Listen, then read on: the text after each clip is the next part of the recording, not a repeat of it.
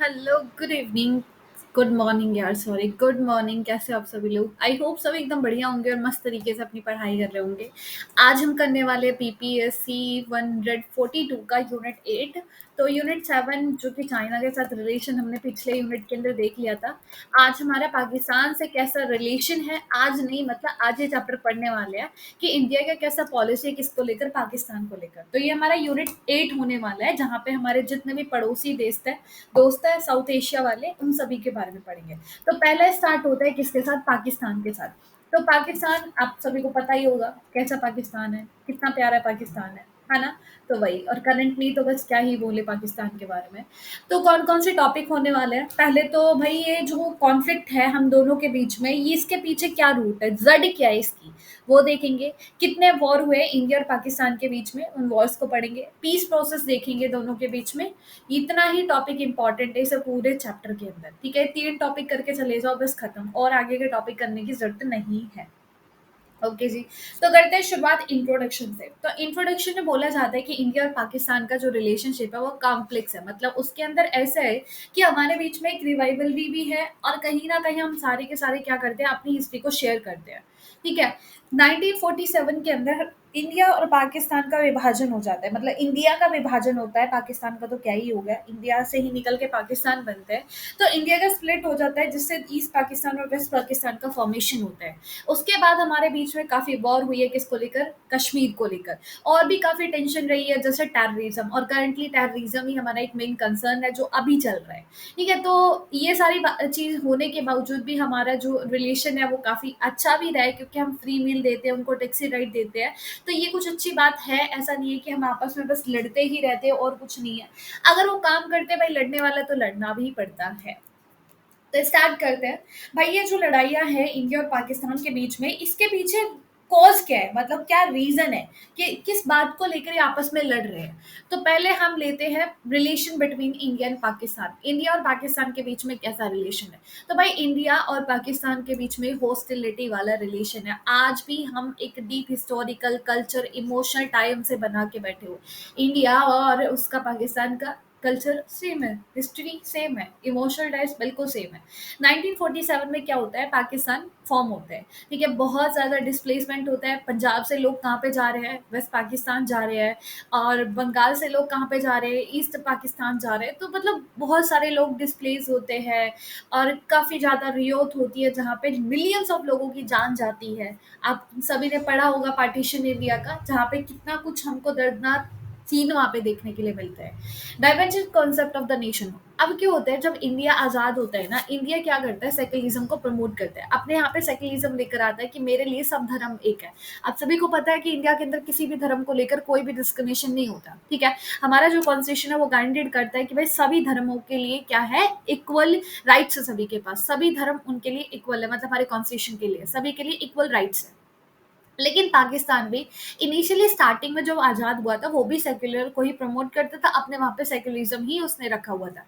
लेकिन बाद में क्या होता है, वो एक इस्लामिक रिपब्लिक में चेंज हो जाता है 1956 में। क्यों? उलेमास के इन्फ्लुएंस में। अब क्या होता है, जिन्ना की डेथ के बाद और लिकायत अली खान की डेथ के बाद, जब उनकी लीडरशिप चली जाती है, उसके बाद आता है पॉलिटिकल इंस्टेबिलिटी। वहाँ पे होता है मिलिट्री coup, वहाँ पे मिलिट्री पूरी पावर ले लेती है। पहले तो थी किसकी?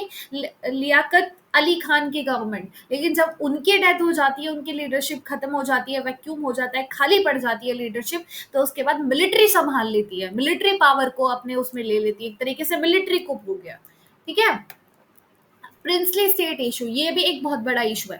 पहला जूनागढ़। जूनागढ़ आपको पता होगा, तो हम आपने पढ़ा हो कि जब इंडिया का पार्टीशन हुआ था, तो जूनागढ़ एक प्रिंसली स्टेट था। ठीक है। मतलब राजा यहाँ पे रूल किया करता था, और यहाँ पे लोग ना मेजोरिटी के अंदर हिंदू थे, मतलब वो लोग कौन थे? हिंदू थे। और यहाँ का जो राजा था वो मुस्लिम था। मतलब लोग क्या है, लोग हिंदू है, लेकिन राजा क्या है, वो मुस्लिम है। अब उसने क्या करा, उसने बोला कि मैं तो पाकिस्तान का पार्ट बनूंगा, क्योंकि मैं क्या हूँ, मैं मुस्लिम रूलर हूँ। ठीक है। अब उस चीज को तुम पाकिस्तान, मतलब एक ऐसा एरिया जो पाकिस्तान में आ नहीं रहे, लेकिन वो प्रिंसली स्टेट चाहता है पाकिस्तान का पार्ट बनना।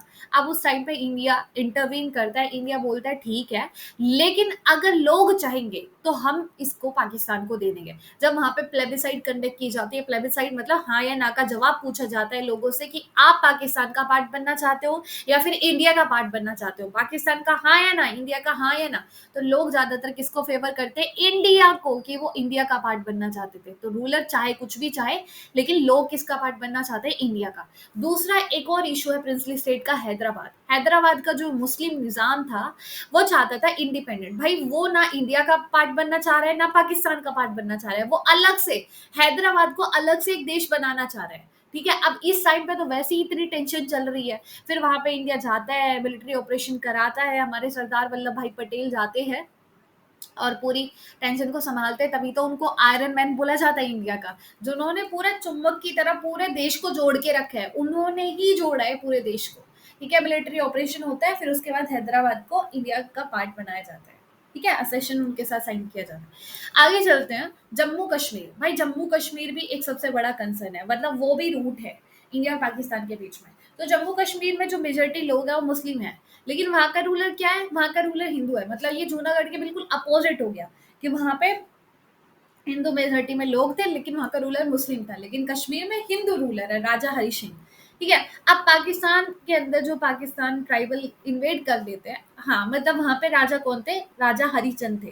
ठीक है, अब क्या होता है, पाकिस्तान जब आजाद होता है तो वो पीओके वाला एरिया जो उसने आज कंट्रोल करके रखा है, उसको जाके मतलब कश्मीर के ऊपर अटैक कर देता है। कश्मीर को वो अपना पार्ट बताता है, बोलता है कश्मीर के अंदर मुस्लिम लोग हैं और इसलिए जो कश्मीर है वो हमारा बनना चाहिए, कश्मीर हमारा है। उनका कहने का मतलब ये है। लेकिन वहां का जो राजा है, राजा हरि सिंह, वो तो ना इंडिया का पार्ट बन रहे थे, ना किसका पार्ट बन रहे थे, ना पाकिस्तान का पार्ट बन रहे थे। अब जब कोई एक साइड से आके तुम्हारे ऊपर हमला करेगा तो राजा हरि सिंह किसके पास जाएंगे? वो तो इंडिया के पास ही जाएंगे ना। उनके पास तो कोई ऑप्शन नहीं रहा, क्योंकि पाकिस्तान ने आके उनको इन्वेड कर लिया। अब राजा हरिचंद का भी रूल नहीं रहता तो क्या होता? पूरा पाकिस्तान में चला जाता ना। तो इसलिए राजा हरिचंद क्या करते हैं? इंस्ट्रूमेंट ऑफ एसोसिएशन साइन करते हैं इंडिया के साथ। फिर इंडिया इंटरवीन करती है, क्योंकि उससे पहले इंडिया नहीं जा सकती थी। क्यों नहीं जा सकती थी? जब भारत आजाद हुआ था तो उस टाइम पे ना, देखो ब्रिटिश के टाइम पे जो भारत था उसमें दो स्टेट थी, एक प्रिंसली स्टेट थी, एक प्रोविंशियल स्टेट थी। प्रिंसली स्टेट मतलब जहाँ पे राजा रजवाड़े थे, मतलब राजा वगैरह रूल किया करते थे, प्रिंस वगैरह रूल किया करते थे। लेकिन प्रोविंस में क्या होता था? सीधे डायरेक्ट कंट्रोल होता था ब्रिटिश गवर्नमेंट का, मतलब यहाँ पे ब्रिटिश की ही चलती थी, लेकिन यहाँ पे राजा लोग रूल कर रहे हैं। ठीक है, अब इन प्रिंसली स्टेट को बोला गया था, मतलब जब भारत इंडिपेंडेंट हुआ तो इस उस टाइम पे इन प्रिंसली स्टेट को बोला, या तो तुम इंडिया का पार्ट बन जाओ या तुम पाकिस्तान का पार्ट बन जाओ, और अगर तुमको अलग से इंडिपेंडेंट देश बनना है तो बन जाओ। मतलब इनको तीन ऑप्शन दिए गए थे। जब भारत को वो छोड़ के गए थे ब्रिटिश वाले, तो उन्होंने इनको तीन ऑप्शन दिया था कि पाकिस्तान का पार्ट बनो या इंडिया का पार्ट बनो या फिर खुद इंडिपेंडेंट देश बन जाओ। अब यहाँ पे जम्मू कश्मीर के राजा अब क्या करें, है ना? उनके पास या तो वो पाकिस्तान का पार्ट बनते या इंडिया का पार्ट बनते, या फिर वो अलग से अपना देश बनाते। अब भाई उस टाइम पे उन्होंने कुछ सोचा समझा नहीं था।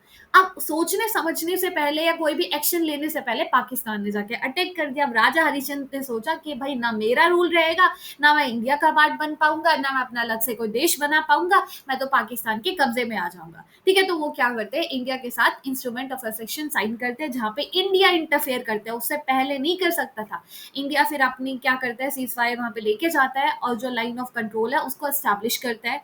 इंडिया का व्यू क्या है कि कश्मीर लीगली हमारा है, क्योंकि हमारे साथ वहां के राजा ने, राजा हरिचंद ने क्या करा है? एक एसेशन साइन करा है। लेकिन पाकिस्तान क्या बोलता है? पाकिस्तान बोलता है कश्मीर सेल्फ डिटरमाइन, मतलब कश्मीर जो है वो हमारा है, वो आजाद कश्मीर बोलते हैं पीओके को। तो ये सबसे बड़ा रीजन है। एक्साइचिन, एक्साइचिन वाला एरिया, देखो चाइना ने क्या कर रखा है? हमारे कश्मीर के ईस्ट वाले पार्ट को क्या कर रखा है? कंट्रोल कर रखा है। एक्साइचिन ना पढ़ा होगा, 19 कौन सी वॉर थी वो? 1962 वाली वॉर। हाँ 1962, यस 1962, हाँ बिल्कुल बिल्कुल, अक्टूबर 1961, नवंबर 19, हाँ हाँ अक्टूबर 62। यार बेस्ट बेस्ट बेस्ट कर रही बेस्ट। 1962 के अंदर चाइना जो है वो ऑक्यूपाई करता है एक्साइचन वाले एरिया को। कहाँ पे? कश्मीर वाले को। ठीक है, अब उसने क्या कर दिया? उससे पहले वो रोड बना रहा है उस पर, मतलब पहले रोड बनाया फिर उसको कंट्रोल कर लिया। ठीक है, वहां से वो तिब्बत को और कश्मीर को कनेक्ट कर रहे हैं। और इसकी वजह से हमारे बीच में वॉर होता है 1962 में। इंडिया क्लेम करता है कि भाई ये चाइना ने इलीगली ऑक्यूपाई करके रखा है। ठीक है, और बाद में जाके पाकिस्तान उसको कश्मीर को ऑक्यूपाई कर लेता है, वो भी क्लेम करता है। तो दोनों का ये सबसे बड़ा कलेश है हमारी जान के लिए। साइचिन ग्लेशियर। अब 1984 में क्या होता है, इंडिया कैप्चर करता है एक स्ट्रैटेजिक पोजीशन कहाँ पे, साइचिन ग्लेशियर के अंदर। ठीक है, कौन से ऑपरेशन के थ्रू, मेघदूत ऑपरेशन के थ्रू। साइचिन ग्लेशियर को कौन से ऑपरेशन के थ्रू कंट्रोल किया जाता है या फिर वहां पे कैसे कैप्चर किया जाता है, मेघदूत ऑपरेशन। ये नॉर्मली किसी भी गवर्नमेंट एग्जाम में पूछा जा सकता है, याद रखने का। डिस्पाइट क्लैशेस, हाँ हमारे बीच में क्लैशेस हुआ था 1980s और 90s में, बहुत सारी दिक्कतें थी, बिल्कुल थी। ठीक है, फिर उसके बाद वहां पे हम 2003 के अंदर सीज फायर प्लेस कर देते हैं। ठीक है, इंडिया कंट्रोल करता है मोस्ट ऑफ द ग्लेशियर, किससे, जैसे साल्तोरो ब्रिज हो गया। और पाकिस्तान ने नीचे वाले एरियाज को, जैसे ये ग्लेशियर है ना, तो ऊपर वाला एरिया यहाँ पे हमारे इंडिया का झंडा घूमता है, लेकिन नीचे वाले एरिया को कौन कंट्रोल करके बैठा है, पाकिस्तान। ठीक है, ओके। आगे हम वॉर की बात करते हैं, तो इंडिया और पाकिस्तान के बीच में वॉर। तो भाई देखो, पाकिस्तान जब आजाद हुआ था, पाकिस्तान जब अलग से एक देश बना था, आजाद तो क्या ही होंगे। देखो, इंडिया आजाद हुआ था और पाकिस्तान अलग से एक देश बनता है। ठीक है, तो पाकिस्तान जब हम आजाद हुए 1947 में, तो कोल्ड वॉर चल रहा था, बिल्कुल चल रहा था। हम थे नॉन अलाइन, मतलब हम ना इंडिया यूएसए का पार्ट थे, ना यूएसएसआर का पार्ट थे। लेकिन पाकिस्तान पार्ट था सियाटो सेंटो, मतलब यूएसए के साथ था। और चाइना और पाकिस्तान के बीच में रिलेशन काफी अच्छे बढ़ रहे थे, कब, जब इंडिया और चाइना का वॉर होता है। ठीक है, ये एक दिक्कत थी। फिर उसके बाद पाकिस्तान की स्ट्रेटेजी, पाकिस्तान क्या करता है, पाकिस्तान छुप के वॉर करता है, गोरिल्ला ऑपरेशन करता है, कहाँ पे जाके, कश्मीर में जाके, जहाँ पे वो 30,000 इन्फ्लेटर सेंड करते हैं, कहाँ पे, कश्मीर के अंदर, और अटैक कर देता है 1 सितंबर 1965 के अंदर। फिर इंडिया बोलता है अच्छा बहुत हो गया, अब आ जा वॉर के अंदर। तो इंडिया रिस्पॉन्स करता है और हाजीपीर और तितवाल और कारगिल हाइट, इन सबको ऑक्यूपाई कर लेते हैं, इन सबको कैप्चर कर लेते हैं, क्योंकि हमारा ये एरिया है, तुम कैसे कंट्रोल करके बैठ गए। इसके अंदर, ये वॉर के अंदर 17 दिन तक ये वॉर चलता है, 1000 लोगों की जान जाती है। लार्जेस्ट टैंक बैटल थी ये 2000 सेकेंड वर्ल्ड वॉर के बाद। और यूएन बोलता है कि सीज फायर को ब्लॉक किया जाए, मतलब रेजोल्यूशन लिया जाता है सिक्योरिटी काउंसिल में। फिर उसके बाद हम एक एग्रीमेंट साइन करते हैं, एक डिक्लेरेशन होता है, तक्षित डिक्लेरेशन, कब, 1966 के अंदर, जहाँ पे लाल बहादुर शास्त्री जी जाते हैं और अयूब खान थी शायद उस टाइम पे, हाँ अयूब खान ही नहीं होंगे, एक बार देख लेना। ये तक्षित डिक्लेरेशन जो होता है, यहाँ पे विड्रॉ किया जाता है अपनी पोजीशन को। देन उसके बाद एफर्ट लगाया जाता है कि नॉर्मलाइज हो सिचुएशन। ठीक है, फिर उसके बाद हमारे लाल बहादुर शास्त्री जब आ रहे थे वहां से, उज्बेकिस्तान से, रक्षित एग्रीमेंट को साइन करके, तो बीच रास्ते में उनकी कैसे डेथ हो गई किसी को भी नहीं पता। ठीक है, ये दूसरा वॉर है 1971 वाला वॉर। अब ईस्ट पाकिस्तान और वेस्ट पाकिस्तान, अब तो को पता है कि भाई देखो, भारत जब आजाद हुआ तो एक यहाँ पे ईस्ट वेस्ट पाकिस्तान बना, एक ईस्ट पाकिस्तान बना। अब ये ईस्ट पाकिस्तान जो कि करंटली क्या है, बांग्लादेश है। ठीक है, यहाँ पे लोग रहते थे बंगाली स्पीकिंग वाले लोग, मतलब मेजोरिटी में कौन थे, बंगाली लोग थे। वो बोलते थे कि देखो हम इतना बहुत ही कम है, वेस्ट पाकिस्तान में तो बंगाली लोग क्या ही करेंगे, बोले हम नहीं है। यहाँ पे सरकार बनती है अवामी लीग की, अवामी लीग 1970 में इलेक्शन में जीत जाती है, लेकिन उसको पावर नहीं दी जाती, क्यों, वेस्ट पाकिस्तान डिनाई कर देता है। फिर क्या होता है, मिलिट्री क्रैकडाउन हो जाता है, जिसकी वजह से मिलिट्री कुप हो गया था, बताया था ना, सरकार चली गई है ना। तो उसके बाद मिलिट्री आ गई थी कहाँ पे, वेस्ट पाकिस्तान के अंदर। तो उसका कंट्रोल ईस्ट पाकिस्तान में भी आ गया। यहाँ पे अवामी लीग जीती है, लेकिन मिलिट्री के पावर आ गई है, लोगों ने सिविल वॉर कर डाला। अब सिचुएशन ईस्ट पाकिस्तान में बदतर से बदतर हो गई। इंडिया के अंदर 9 मिलियन से ज्यादा रिफ्यूजीज आ जाते हैं। ठीक है, आसाम में अलग प्रॉब्लम चल रही है रिफ्यूजीज की। तो अब क्या होता है, फिर उस टाइम पे पाकिस्तान के साथ वॉर करता है इंडिया, और इंडिया क्या करता है, 9 दिसंबर को 1971 के अंदर बांग्लादेश रिकॉग्नाइज कर देता है कि अब ये कोई ईस्ट पाकिस्तान नहीं है, अलग से एक देश है बांग्लादेश। ये वॉर चलता है 13 दिन तक, पाकिस्तान हार जाता है, बांग्लादेश क्रिएट किया जाता है, 90,000 पाकिस्तानी सोल्जर्स को सरेंडर किया जाता है। फिर उसके बाद शिमला एग्रीमेंट होता है, जहाँ पे हम पीसफुल बायलैटरल रिजोल्यूशन की बात करते हैं, रिस्पेक्ट करते हैं लाइन ऑफ कंट्रोल को, जो कि जम्मू कश्मीर के अंदर है। थर्ड वॉर है कारगिल वॉर। पोस्ट न्यूक्लियराइजेशन के बाद जब इंडिया और पाकिस्तान अपने यहाँ पे न्यूक्लियर वेपन टेस्ट करते हैं 1998 के अंदर, पाकिस्तानी फोर्सेस और मिलिट्री अब क्या करती है, हाई एल्टीट्यूड कारगिल वाले को ऑक्यूपाई कर लेते हैं विंटर के टाइम पे। ठीक है, मतलब जो कि इंडिया का पार्ट था कारगिल वाला, उसको कंट्रोल कर लेती है। इंडिया बोलता है ठीक है, तो आज ऑपरेशन करते हैं, हम भी विजय ऑपरेशन करते हैं। ठीक है, हम भी विजय ऑपरेशन करते हैं, जहाँ पे हम हाई एल्टीट्यूड वाले एरियाज को एयर ऑपरेशन करते हैं, किस पे, हाई एल्टीट्यूड वाले एरिया को, लाइन ऑफ एक्चुअल कंट्रोल को क्रॉस करे बिना। धीरे धीरे इन्फ्लेटरीज को हटाया जाता है। फिर उसके बाद इंटरनेशनल कम्युनिटी किसको ब्लेम करती है? पाकिस्तान को। वो सभी देश बोलते हैं कि पाकिस्तान ही पागल है जो बिना बात की किसी भी एरिया को कंट्रोल कर रहा है इंडिया के। ले लिया प्रसाद, अच्छी बात है। फिर उसके बाद यूएसए भी बोलता है पाकिस्तान को विड्रॉ करने का वॉशिंगटन अकॉर्ड के अंदर। ठीक है, तो ये सारी चीजें हमको इसके अंदर दिखती है। फिर आते हैं हम इंडस वाटर ट्रीटी के ऊपर। तो इंडस वाटर ट्रीटी एक स्पेशल एग्रीमेंट है इंडिया और पाकिस्तान के बीच में। ये है पानी को लेकर एक एग्रीमेंट। पानी को लेकर भाई इंडिया और पाकिस्तान जो है पानी को लेकर कभी कभी लड़ जाते हैं। ये स्टेट ही लड़ जाती है अपने देश के अंदर, तो भाई ये तो देश की बात हो गई। ये इसलिए हम एक पीस ट्रीटी साइन करें पानी को लेकर, जो कि 60 साल से भी ज्यादा चली हुई आ रही है। अब हुआ क्या है, देखो भारत आजाद हुआ, पाकिस्तान आजाद हुआ, बिल्कुल दो कंट्री बनी, ठीक है। अब इन दोनों के बीच में ना पानी को लेकर भी एक बहुत बड़ी दिक्कत थी। 1948 में इंडिया क्या करता है, it has stop some water going to Pakistan for the short time. देखो 1948 के अंदर इंडिया रोक देता है कुछ पानी किसके, पाकिस्तान के लिए। अब ये एक टेम्पररी डील थी, मतलब हमने कुछ टाइम के लिए पाकिस्तान में पानी जाना छोड़ा था, लेकिन इसका एक परमानेंट सॉल्यूशन भी चाहिए, तो भाई वहां पे लोग मर जाएंगे। तो एक अमेरिकन डेविड क्या करते हैं, बोलते हैं कि तुमको इसके ऊपर मिलकर काम करना पड़ेगा।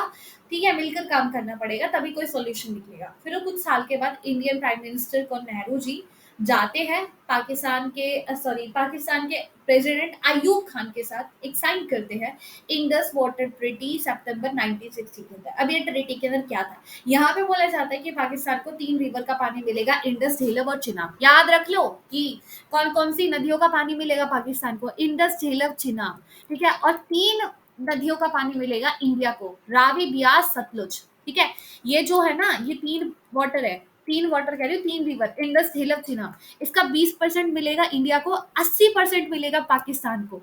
लेकिन इंडिया का ये जो रावी, ब्यास, सतलुज है, इसका 80% मिलेगा इंडिया को और 20% मिलेगा किसको, पाकिस्तान को। इस तरीके से बांटा जाता है पानी को। इंडिया छोटे छोटे डैम बनाता है इलेक्ट्रिसिटी के लिए, लेकिन वो पानी को कभी नहीं रोकता है, ना ही हम रोकना चाहते हैं। एक परमानेंट इंडस कमीशन बनाई जाती है जो कि प्रॉब्लम सोल्व करती है अगर कोई प्रॉब्लम आती है। अब क्या प्रॉब्लम है भाई, अब ये प्रॉब्लम है कि इंडिया डैम बना रहा है, जैसे किशन गंगा हो गया, जो कि पाकिस्तान में रिवर जा रही है उनके ऊपर। अब पाकिस्तान को इस चीज को लेकर काफी दिक्कत है कि कहीं हमारा पानी कम ना कर दे।